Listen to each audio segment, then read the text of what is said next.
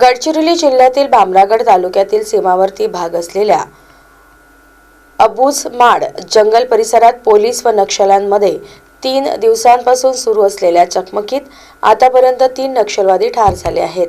मात्र या कारवाई दरम्यान नक्षलवाद्यांशी लढताना C60 पथकाचे जवान दीपक मडावी यांना वीरमरण आले, तर अन्य एक जवान जखमी झाला आहे। 3 फेब्रुवारीच्या संध्याकाळी नक्षलवाद्यांचा कंपनी क्रमांक 10 आणि छत्तीसगडमधील एका दलमची हालचाल असल्याची गोपनीय माहिती मिळाल्यानंतर गडचिरोली पोलिसांनी ही मोहीम हाती घेतली होती। C60च्या 14 पथकांनी रात्रीच जंगलात कूच केली होती। गुरुवारी दिवसभर चाललेल्या या धुमश्चक्रीत पोलिसांनी नक्षलवाद्यांचे 2 तळ उद्ध्वस्त केले होते।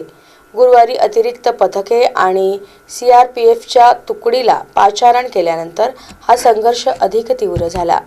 या मोहिमेत आज सकाळी आणखी 2 नक्षलवाद्यांचे मृतदेह पोलिसांच्या हाती लागले आहेत। यामध्ये एका पुरुष आणि एका महिला नक्षलवाद्यांचा समावेश आहे। आतापर्यंत या चकमकीत एकूण 3 नक्षलवादी ठार झाले असून त्यांच्याकडून एक AK-47 आणि एक SLR रायफल जप्त करण्यात आली आहे। अद्याप मारल्या गेलेल्या नक्षलवाद्यांची ओळख पटलेली नाही। नक्षलवाद्यांनी केलेल्या अंधाधुंद गोळीबारात C60 पथकाचे 38 वर्षीय जवान दीपक मडावी हे गंभीर जखमी झाले होते।